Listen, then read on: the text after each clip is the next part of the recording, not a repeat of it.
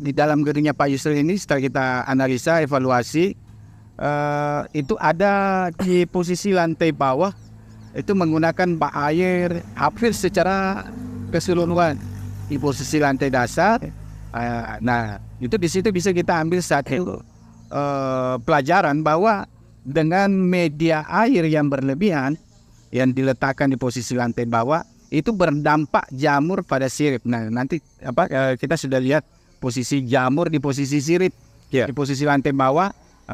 Semua BC baku yang ada di lantai bawah itu nggak ada yang pakai lagi, ada jamurnya. Nah, semua sudah berjamur. Nah, ini karena efek kelebihan media air yang digunakan di dalam gedung walet.